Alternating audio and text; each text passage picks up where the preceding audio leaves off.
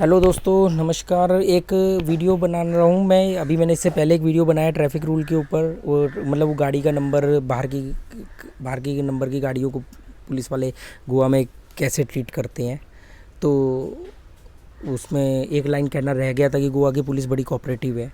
ठीक है, मतलब किसी तरह की कोई दिक्कत नहीं हुई, और मेरा मानना है हर जगह की ही पुलिस बड़ी कोऑपरेटिव होती है। ठीक है, अभी इस वीडियो की बात करते हैं। ये एक साथ ही में बैठ के अभी मैंने बनाया, अब मैं ये दूसरा वीडियो बना रहा हूँ। 2-3 वीडियो, क्योंकि सुबह से फ्रेम ही नहीं मिल रहा था, और मेरा एक फ़ोन था वो पूरी तरह, उसका जो दूसरा फ़ोन था, 2 ही फ़ोन थे जिससे वीडियो बनाता था, वो फ़ोन ख़राब हो गया मेरा, उसका कुछ चार्ज नहीं हो रहा है वो, तो थोड़ी प्रॉब्लम आ गई है उसमें। अभी दिखवाया था, थोड़ा उसमें दिक्कत है। तो ये वीडियो मैं बना रहा हूँ, बहुत इम्पोर्टेंट टॉपिक है। अगर आप समझ गए तो आपके जीवन का एक बहुत बड़ा कष्ट दूर हो जाएगा। बहुत बड़ा एक दबाव, एक चट्टान जो आपके ऊपर रखी हुई है वो दूर हो जाएगी। ये वीडियो लंबा हो सकता है, मेरे तकरीबन सभी वीडियो लंबे हैं। ठीक है, तो क्योंकि जिस तरह की मैं बातें करता हूँ वो शॉर्ट में नहीं समझाई जा सकती, या उसमें, और वो लंबे होने के बावजूद भी मैं सिर्फ 10% ही समझा पा रहा हूँ उस मुद्दे पे, क्योंकि अभी आपके क्वेश्चन नहीं आए मेरे पास। जब उस मुद्दे पे आमने सामने कभी बात होगी तो वही मुद्दे पे हम 4 घंटे बात कर सकते हैं, क्योंकि आपके क्वेश्चन आएंगे, फिर मैं उस पर बात करूँगा। तो ये मुद्दा है घर के ऊपर। तो सबसे पहले मैं आपको घर या मकान, जो मर्जी कहो, मकान डेड लिविंग है, घर के अंदर घर वाले होते हैं। ठीक है, मकान वाला मतलब लैंडलॉर्ड, पर घर वाले मतलब आपके माँ बाप, बीवी, बच्चे, ये सब। तो दोस्तों, अगर हम घर की बात करें तो आप ध्यान से समझना, ये बहुत इंपॉर्टेंट है। मतलब मैं इसको बहुत, इस वीडियो को या इस टॉपिक को बड़ा महत्व दे रहा हूँ कि आपको याद होगा, आप लोगों ने स्कूल में होता होगा कि सबके साथ कि भी घर का ऐसे लिखो, प्रस्ताव, घर के ऊपर, मकान के ऊपर या घर के ऊपर प्रस्ताव लिखो, ऐसे लिखो। तो मुझे जो धुंधला धुंधला याद है, या जो जो क्लियर रीज़न है, अगर आज भी मुझे बोलो कि आप एक ऐसे लिखो घर के ऊपर, या मैं आपको बोलूँ तो हम क्या लिखेंगे, मुझे जहाँ तक याद है तो हम ये लिखते थे कि घर इंसान के लिए बहुत ज़रूरी है। घर होने से हमारे पास एक ठिकाना होता है जहाँ पे हमें दुनिया भर भटक करके शाम को वहाँ आना होता है। घर या मकान, आप जो भी कहो, घर हमें कुदरती आपदा से बचाता है। घर हमें बारिशों से बचाता है। गर्मियों में धूप से और तेज़ लू से बचाता है। सर्दियों में हमें शीत लहर से बचाता है। घर हमें जंगली जानवरों से बचाता है। घर के अंदर हम अपने कुछ कीमती सामान को रख के ताला लगा के सुरक्षित रख सकते हैं। इसलिए घर हमारे लिए ज़रूरी है। दुनिया का हर जीव घर बनाता है अपने लिए। उड़ने वाले पक्षी घोंसले के रूप में बनाते हैं। स्तनपायी जीव मांद या गुफा के रूप में बनाते हैं। हर जगह पे, जैसे कुत्ते अपना घर नहीं बनाते तो उनके इलाके होते हैं, वो भी कहीं ना कहीं अपना शेल्टर ढूंढ लेते हैं। ये एक तरह का घर हो गया, रहने की जगह हो गई। ये इसके कारण थे। मेरे ख्याल से इतना बहुत है एक घर के प्रस्ताव के ऊपर ऐसे में लिखेंगे तो ये पॉइंट्स वैलिड है। ठीक है, मतलब ये पॉइंट मेन है जो है पॉइंट। ठीक है, अब आप मुझे आज बोलोगे घर के ऊपर ऐसे लिखने को, या अगर मैं आज जो लोगों की मानसिकता को समझ पा रहा हूँ और अब आप मुझे बोलोगे घर के ऊपर ऐसे लिखने को, तो मैं क्या लिखूँगा। अभी कल एक भाई साहब ने मुझे एक वीडियो के नीचे कमेंट किया है घर को ऊपर ही लेकर के, तो वो कमेंट के बाद मैंने ये वीडियो बनाना का फ़ैसला किया। अगर आज मुझे घर के ऊपर प्रस्ताव या ऐसे, जिसे इंग्लिश में कहते हैं ऐसे, लिखना हो तो मैं क्या लिखूँगा। मैं लिखूँगा घर इंसान के लिए बहुत ज़रूरी है। घर इंसान के मान सम्मान के लिए बहुत ज़रूरी है। घर नहीं होने पर, अपना घर नहीं होने पर इंसान डरता है।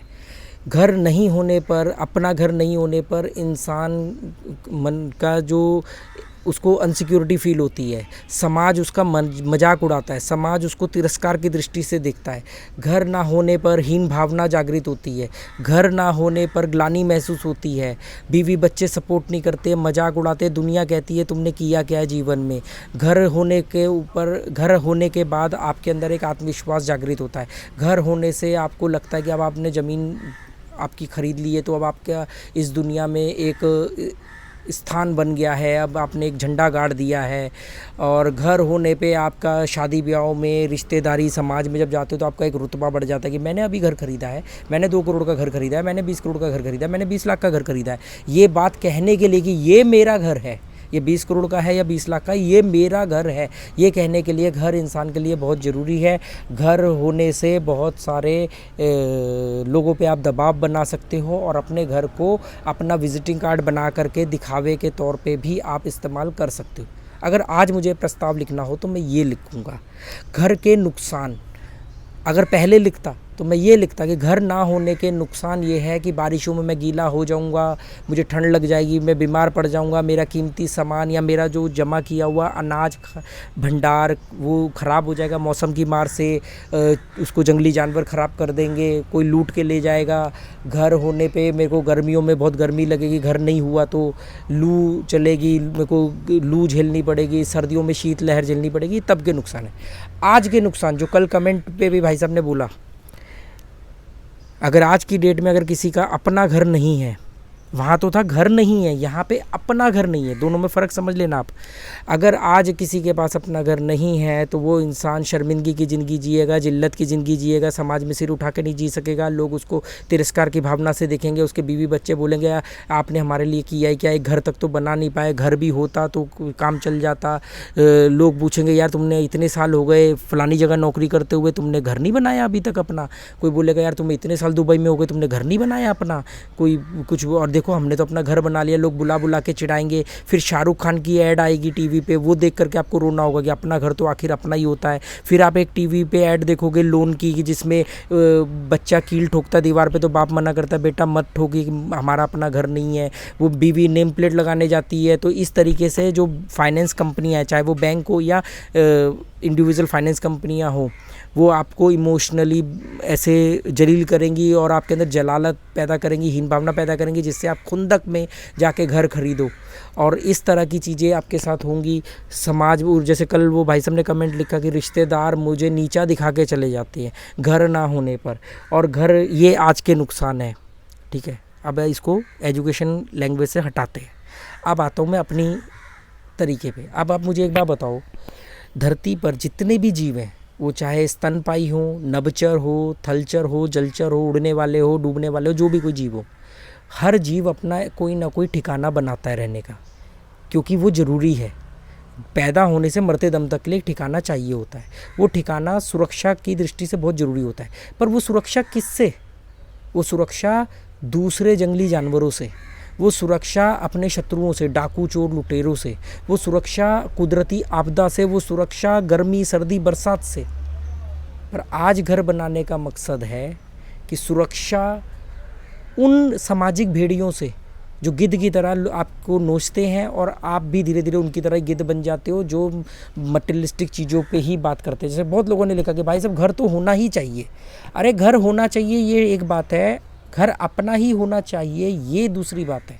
मैं बात कर रहा हूँ कि आप अपना घर क्यों बनाना चाहते हो। अपना आप मैं पागल हो सकता हूँ, आप दुनिया के किसी भी अर्थशास्त्री को, किसी भी इकोनॉमिस्ट को, किसी भी देश के इकोनॉमिस्ट को पढ़ो तो वो बताएगा आपको कि अपना घर खरीदना सबसे गलत फैसला है। दूसरा, अपने घर में निवेश करना, मतलब घर खरीदना निवेश कह के, सबसे वर्स्ट, सबसे घटिया क्वालिटी का निवेश है घर के ऊपर पैसा निवेश करना।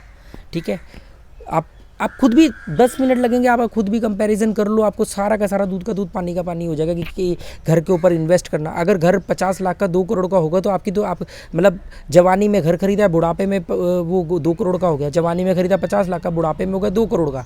सिर्फ यही कह सकते हो ये 2 करोड़ का घर मेरा है, और 4 दिन बाद आप लेटे हो गए किसी के 4 कंधों के ऊपर। ठीक है, तो टाइम आपके लिए कोई वैल्यू है नहीं, तो इसलिए। दूसरी बात आप ये देखोगे, घर खरीदने की, मैं घर खरीदने की बात कर रहा हूँ, ये बहुत वर्स्ट वो है। मैंने अपनी ज़िंदगी में गलत फैसला किया और ये मैंने सोचा कि यार इतनी सारी दुनिया पागल थोड़ी हो सकती है जो घर खरीद रही है।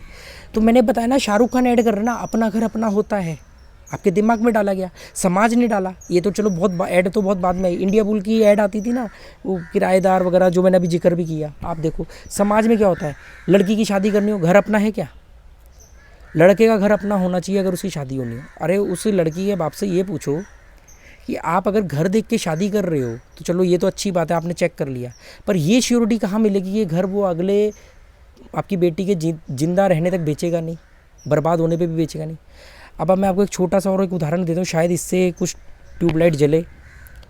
आप देखो बहुत सारे लोगों ने कर्जों की वजह से सुसाइड कर लिया, आती रहती है खबरों में, परिवार के साथ जहर खा लिया, रेलवे लाइन पे जाके आत्महत्या कर ली कर्जों के दबाव में, रिसेशन आ गया, कर्जा बढ़ गया, बिजनेस नहीं चला, बहुत सारे रीज़न हो गए और आत्महत्या कर ली, अकेले ने कर ली, परिवार के साथ कर ली, आप लोगों ने भी पढ़ा होगा। तो मैंने जब उन उन चीज़ों को बारीकी से समझा, उनके और भी, आपने तो मेन खबर पढ़ ली, मैं तो उसके आर्टिकल को आखिरी दम तक फॉलो करता था, जब वो अखबार में फ्रंट पेज से आते आते आते आते छोटा नहीं रह जाता, या टीवी में एक बार आया और उसके बाद वो गायब हो गया, फिर मैं गूगल पे उसकी हिस्ट्री सर्च करता था, गूगल पे लोकल मीडिया उसके बारे में एंड खबर तक डालती थी कि क्या हुआ।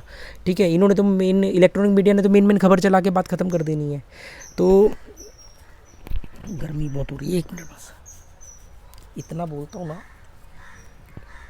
हाँ, तो उनकी जब मैंने खबर जानी तो उनके ऊपर कर्जा था, पर जब मैंने उनके मकानों की या उनकी प्रॉपर्टी की वैल्यू जानी ना, तो वो उससे ज़्यादा थी। तो मैंने कहा यार, एसेट नहीं बोल रहा हूँ मैं घर को, अभी मैंने कोई जिक्र नहीं किया, आप मेरी एसेट लाइबिलिटी वाली क्लास देख लेना होम स्कूलिंग की। तो मैंने कहा यार, इस आदमी के ऊपर मान लो, फॉर एग्जांपल हम मान लेते कि इस आदमी के ऊपर कर्जा है 1 करोड़ का और उसके पास प्रॉपर्टी है 1 करोड़, 1.5 करोड़, 2 करोड़ की, फिर इसको अपना जीवन गंवाने की ज़रूरत क्यों पड़ी? ये तो बेच करके सब कुछ क्लियर करके उसके बाद दोबारा स्टैंड हो सकता था। 65 साल 62 साल की उम्र में KFC खड़ा हो सकता है और बहुत सारी चीज़ें हो सकती है। 42 साल की उम्र में मैं ये सब बातें कर सकता हूँ, तो वो लोग क्यों मर रहे? तो मालूम पड़ा कि वो बात तो सही है प्रैक्टिकली, कि अगर वो अपनी प्रॉपर्टी बेच करके अपना टोटल कर्जा उतार के फिर भी थोड़े पैसों से आराम से अपने आप को स्टैंड कर सकते थे, या आधा कर्जा भी उतार के उनको एक बड़ा कंफर्टेबल जोन मिल सकता था। तो ऐसा क्यों उन्होंने अपनी जीवन को गंवाया? तो मालूम पड़ा मुझे कि वो जो समाज में रुतबा था ना, ये घर हमारा है, हमने गोवा में विला बनाया है, हमारा ऊटी में बंगला है और हमने हिमाचल में गेस्ट हाउस बनाया है, ये हमारा घर है, हमारा घर गांव में, मेरे पास 2 एकड़ ज़मीन है, ये सब चीज़ें ये कहने को नहीं रहेंगी, ये नहीं कह पाएंगे। और ये कह कह के जितने समाज के लोगों को आपने आज तक चमकाया है, तिरस्कार किया है, वो लोग फिर गिद्ध की तरह आपको नोचेंगे। उस डर की वजह से जितने का कर्जा उससे ज़्यादा की प्रॉपर्टी होते हुए भी लोगों ने आत्महत्या करी। उसका साइकोलॉजिकल कारण ये था, क्योंकि वो दोबारा से अर्श पे आके शुरू नहीं करना चाहते थे, या शायद उनको अपने ऊपर ये डर लग रहा था कि यार एक बार अर्श पे आने के बाद शुरू कैसे करें, पता नहीं दोबारा कामयाबी मिले ना मिले। जबकि दोबारा कामयाबी श्योर शॉट मिलनी थी, क्योंकि इस बार आपके पास पहली कामयाबी और पहली बर्बादी का भी एक्सपीरियंस था। तो फिर भी तो ये घर आपको इसलिए मरवा देता है। अब मुझे बताओ, ये घर है, ये मैंने रेंट पे लिया है, ठीक है, सामने छोटी नदी है, उधर बड़ी नदी है, मेरे बरामदे से नदी गुजर रही है, बारिशों में जहाँ बैठा हूँ यहाँ तक भी पानी जाएगा बहते हुए, ठीक है, इससे बड़ा नज़ारा क्या होगा? अब मान लेते हैं इस घर में कोई प्रॉब्लम हो गई, कोई पड़ोसी आ गया, कोई गुंडा बदमाश मेरे को परेशान कर रहा है, ये कारण हो गया, घर में सीलन आ गई, घर में कोई और प्रॉब्लम आ गई, लैंडलॉर्ड नहीं ठीक करा रहा है, कुछ भी हो गया, या मुझे अब बड़े घर में रहना है, या मुझे किसी नई जगह पे रहना है, मैं क्या करूँगा? उनको 1-2 महीने पहले का अल्टीमेटम दूंगा और अपना बोरिया बिस्तरा बांध दूंगा और नए घर में चले जाऊंगा। और अगर मान लो मेरा बुरा वक्त आया तो इसको खाली करूंगा, इससे और छोटे घर में चले जाऊंगा, झुग्गी झोपड़ी में जाकर रह लूँगा, फिर पैसा आएगा, या अभी पैसा आ गया तो कोठी की बंगला किराए पे ले लूँगा। मुझे लगेगा साउथ गोवा में जाना है, साउथ गोवा में जाके घर ले लूँगा। मुझे लगेगा मुझे आरंबोल में रहना है, मैं आरंबोल में घर ले लूँगा। मुझे लगेगा पंजिम में रहना है, पंजिम में घर ले लूँगा। मीरामार में रहना है, मीरामार में घर ले लूँगा। मेरे ऊपर पूरी फ्रीडम है। अब मान लो ये घर मेरा होता, इस घर में सीलन आए, पपड़ियाँ आए, मेरे पास पैसे नहीं है ठीक कराने के, मुझे इसी घर में रहना पड़ेगा। मेरे पास इस घर में रहते रहते जितना मर्जी पैसा आ जाए तब तक मैं दूसरा घर नहीं जाऊँगा, जब तक कि वाकई में बहुत बड़ा पैसा ना आ जाए। वो आने में बहुत लंबा वक्त लगेगा। फिर मैं क्या करूँगा, आधा पैसा इसको बेचूँगा, आधा पैसा रखूँगा और आधे का लोन वोन ले करके जुगाड़ करके करूँगा, और फिर अपनी ज़िंदगी 15 साल के लिए गिरवी रख दूँगा बैंक के पास। अभी मेरा दिल्ली में एक किराएदार रहता है जो अभी खाली करके जा रहा है, मतलब ये लास्ट मंथ है उसका, और उसने मुझे प्राउडली ये कहने के लिए इन्फॉर्म किया कि भैया मैं तो जा रहा हूँ, आपके यहाँ बहुत अच्छा अनुभव रहा, आप तो बहुत अच्छे इंसान थे, ये था वो था, आपने कभी साल भर में हमसे कोई बात ही नहीं करी किसी तरह की, और आप आना कभी दिल्ली आओ मेरे घर में, मैंने घर लिया। मैं कहा जी अच्छा जी, मैंने मुबारकबाद नहीं दी। उसने मुझे बोला मैंने घर लिया है। मैं कितने का लिया? कह रहे जी कुछ 50-55 लाख का पड़ा है। तो मैंने कहा जी अपने पैसों से ख़रीदा है? नहीं नहीं भैया क्या बात कर दी आपने, लोन लिया है। 30-35 लाख के आसपास का। मैं कहा अच्छा जी ईएमआई कितनी है? ईएमआई है 30-35 है। मैं कितने साल की है? कुछ 10 या 12 साल की बताई, नॉर्मली 15 की होती है, 10-12 की बताई। मैंने कहा यार आपने तो अपने आप को 12-15 साल के लिए गिरवी रख दिया, मतलब आपको पूरा यकीन है कि आप प्राइवेट जॉब करते हो पर आपको पूरा यकीन है कि 12-15 साल तक कोई कोविड नहीं आएगा, कोई कोविड जैसी बीमारी नहीं आएगी, आपका कभी कोई रोड एक्सीडेंट नहीं होगा, आप कभी कोमा में नहीं जाओगे, आपके साथ कभी कोई जॉब नहीं निकाला जाएगा आपने। और मैं कह रहा हूँ ये तो चलो नेगेटिव बातें हो गई, ठीक है। देखो नेगेटिव कुछ ऐसी संभावना जो घट सकती है उसको सोचना नेगेटिव नहीं होता है, उसको सोच के उसका हल ढूंढना होता है, सिर्फ उसी को सोचना नेगेटिव होता है, ठीक है। तो मैंने कहा ये घटनाएं अगर आगे तो क्या करोगे? तो उसके पास कोई जवाब नहीं था क्योंकि उसके पास बैकअप नहीं था। घर खरीदना चाहिए जब आपके पास 100 रुपया हो तो 10 रुपये का घर खरीदना चाहिए। यहाँ 10 रुपये होते हैं तो 90 रुपये का लोन लेकर के घर खरीदते हैं, ठीक है। तो उनको मैंने कहा कि यार आपने ये, और चलो ये सब तो नेगेटिव बात हो गई, हटा देते हैं, मेरे से मैंने गलत बोल दिया। आप 15 साल के लिए आपने अपने आप को गिरवी रख दिया। यहाँ पे आपका मान लेते मेरे घर का आप मुझे 12,000 रुपये रेंट दे रहे थे, जो कि मेरे घर का रेंट 16,000 है। मान लेते हैं कि अगर आपका कभी कोई डाउनफॉल आया, डिमोशन हो गया, जॉब चेंज हो गई, कंपनी बंद हो गई, तो आपका हाथ टाइट हो गया, तो आप क्या करोगे? आप 12,000 से 7-8 हज़ार वाले एलआईजी में चले जाओगे, ठीक है। पर क्या आप वहाँ पे ये कर सकते हो? नहीं। आपने बैंक से लोन लिया है जो एक सिस्टम है, कोई व्यक्ति नहीं है निजी की जो कॉपरेट कर जाए। बैंक को मतलब नहीं होता, बैंक की एक लिमिटेशंस होती है, वो कॉपरेट करेगा भी तो ब्याज के ऊपर ब्याज लगाएगा, पेनल्टियाँ लगाएगा, पेनल्टियाँ ब्याज के ऊपर चक्रवर्ती ब्याज लगाएगा।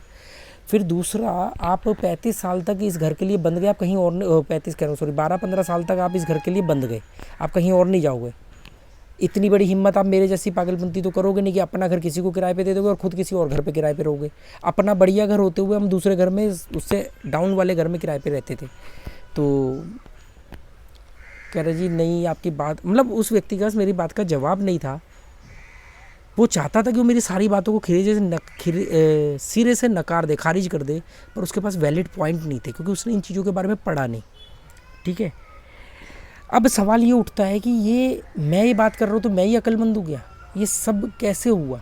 तो इसका इतिहास मैंने जानने की कोशिश करी, तो इसका बहुत बड़ा रोल ये है कि हम पिछले 800 साल तक हम गुलाम रहे, तो वो गुलामी हमारे डीएनए में बस गई, तो उसकी वजह से गुलामों के अंदर एक डर पैदा हो जाता है, डीएनए के अंदर एक डर पैदा हो जाता है। डर लोभ हम लेके पैदा होते हैं, हर इंसान के अंदर होता है, हर जीव के अंदर होता है। पर यहाँ पे ये डर इस तरीके का होगा कि हम गुलाम रहे हैं, हमारे ऊपर कोई भी आक्रमण कर देता है, कोई भी कब्जा कर लेता है, तो एक माना गया कि ज़मीन अपनी है, ज़मीन सच्ची होनी चाहिए, मतलब ज़मीन को ही रियल एस्टेट बोला गया, ठीक है। तो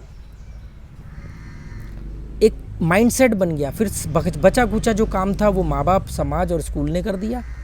अब जो 0.1% उम्मीद की किरण थी तो वो ऐड ने कर दी है, जो होम लोन की ऐड आती हैं, जो कि अपना घर तो अपना ही होता है, और इस तरीके से आपको इमोशनली जलील करते हैं। आपको देखा नहीं, आपको कार के लिए जलील करते हैं। मारुति की एक बहुत साल पहले ऐड आती थी, कहो ना प्यार है अब तो कार है, ऐसे कि यंगस्टर लड़के जो हैं, उस समय शायद नई नई वैगनार या अल्टो जो भी गाड़ी आई होगी तो उसकी ऐड आती थी बहुत पहले, आप गूगल पे सर्च करोगे मिलेगी, कहो ना प्यार है अब तो कार है, कि यंगस्टर ना सोचे कि अच्छा लड़की कार के बाद ही मिलेगी।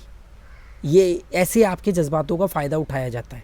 80 के दशक में दूध की ऐड चलाई गई श्वेत क्रांति के नाम पर, और उस ऐड को ये नहीं बोला गया कि हम चाहते हैं कि आप लोग ऐड मतलब दूध को प्रचार, वो इसलिए कि श्वेत क्रांति है, लोगों को रोज़गार मिले और एक गवर्नमेंट को रेवेन्यू मिले। अमूल की इस्टेब्लिशमेंट हुई थी 70 के 80 के दशक में, तो कि हड्डी मजबूत होगी, घुटनों में दर्द नहीं होगा हड्डी। आज देख लो जिन लोगों ने वो ऐड देख देख करके दूध पिए, क्या कितने मतलब घुटनों का दर्द इतना बड़ा दर्द बन चुका है, इतना कॉमन हो चुका है कि गवर्नमेंट ने हेल्पलाइन तक जारी कर रखी घुटनों के दर्द के लिए।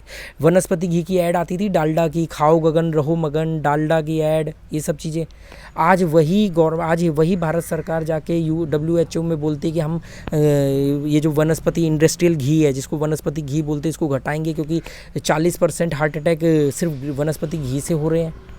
तो आप जवाब मांगोगे उनसे? ऐसे ही हमारे समाज ने, हमारे इन सब ने घर के लिए घर, मैं क्या सड़क पे बैठा हूँ? शायद जिन लोगों ने घर खरीदे उनसे अच्छे घर में बैठा हूँ।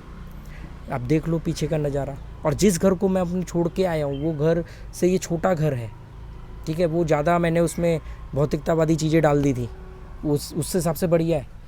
पर मैं तो ज़िंदगी भर के लिए, मैं आज भी अपनी ज़िंदगी का सबसे वर्स्ट फैसला मानता हूँ कि मैंने उस घर के अंदर 15 साल उस घर में दे दिए। तो मैं अपने उस 15 साल को बेकार मानता हूँ कि मैंने 15 साल एक जगह टिक कैसे गया। दिल्ली के अंदर क्या सिर्फ वही एक जगह है? लुटियन जोन, सुंदर नगर और पता नहीं कितने चाणक्यपुरी, कैसी कैसी जगह हैं। अब वसंत कुंज, मुनिरका, कभी आप 2 साल 3 साल कहीं रहो, कभी 3 साल कहीं रहो, पूरी दिल्ली को एक्सप्लोर करो। पूरी दिल्ली में मरने से पहले कम से कम 5,000 लोग आपको जानने वाले होते। जहाँ पैदा हुए वहीं मर गए, कुएं का मेंढक कुएं में मर गया और कुएं को ही दुनिया समझता रह गया। तो इस पे बहुत सारे कमेंट आएंगे नेगेटिव, वो आने लाजमी है क्योंकि आपकी कंडीशनिंग हुई है। मेरा ये अभी 19 मिनट 57 सेकंड का वीडियो आपको बदल थोड़ी सकता है। जो आपने 20-25 साल में सीखा है, अपना घर अपना ही होता है, घर से मजबूती आती है, मजबूती यहाँ से आती है। ये आपका एसेट है, घर आपका एसेट नहीं है। आपका घर 100 रुपया हो जेब में तब 10 रुपये का घर खरीदना, 100 रुपये की इनकम हो तब 10 रुपये की ईएमआई वाला घर खरीदना। और घर लाइबिलिटी होता है, एसेट कब होगा? जब आपने अपना ही घर, अब मान लो ये मेरे घर का किराया 12,000 है और मेरे दिल्ली वाले घर का किराया मान लो अब 16,000 में मैं उठा देता हूँ, तो वो जो 4,000 रुपये मुझे एक्स्ट्रा कमाई दे रहा है ना, वो है अब मेरा घर एसेट। अब वो एसेट है कि वो मेरे दूसरे घर का किराया निकाल के भी मेरे जेब में। सिंपल सी बात है, एसेट लाइबिलिटी के ऊपर मैंने क्लास ली हुई है 50 मिनट की, आप देख लेना होम स्कूलिंग वाले वीडियो में जाके। जो भी चीज़ 1 रुपया आपकी जेब में डाले वो आपका एसेट है, वो कुछ भी हो। और जो भी चीज़ आपसे 1 रुपया भी जेब से कम करे, वो चाहे आपका घर हो, चाहे वो हाउस टैक्स हो, चाहे वो बिजली का बिल हो, कुछ भी हो, अगर 1 रुपया भी हर महीने ओवरऑल इनकम, इनपुट और आउटपुट के बाद अगर 1 रुपया घटाने वाली जो भी चीज़ है वो आपकी लाइबिलिटी है। जो भी एक चीज़ बढ़ाए, 1 रुपया भी बढ़ाए, वो आपकी एसेट है। अब आप देखो कि आपने एसेट में इन्वेस्ट किया है या लाइबिलिटी में। और ये जो बैंकिंग सेक्टर है, ये जो सेलिब्रिटीज़ हैं, इन्होंने आपको ये जज्बातों को कैसे फ़ायदा उठाया है, आपको लाइबिलिटी को एसेट कह के चेप दिया है। एक और मारुति स्विफ्ट की ऐड आती थी, लंबी सी गाड़ी में तुमको लेकर जाऊँगा, तुम अंदर से देखना बाहर और मैं आइसक्रीम खाऊँगा, ये एक ऐड आती थी। मैं इस ऐड को देख करके बड़ा कलपता था कि यार ये क्या, मतलब कैसे लोगों के जज्बातों को झंझोर रहे हैं कि गाड़ी खरीद। उसमें लेडीज़ जो वाइफ होती है वो गाड़ी के अंदर बैठी होती है, बारिश हो रही थी और वो मरीन ड्राइव में बाहर जाके एक आइसक्रीम खरीद रहा होता है, हल्की हल्की बारिश हो रही थी। तो ये वो ऐड है स्विफ्ट गाड़ी की कि लंबी सी गाड़ी में तुमको लेकर जाऊंगा, तुम अंदर से देखना बाहर और मैं आइसक्रीम खाऊंगा। वो कोई गाने के ट्यून के ऊपर बनाई है। तो जागो यार, जिंदा रहो, जीवन में कुछ और बनो ना बनो, अक्लमंद जरूर बनना। Okay, good bye, thank you.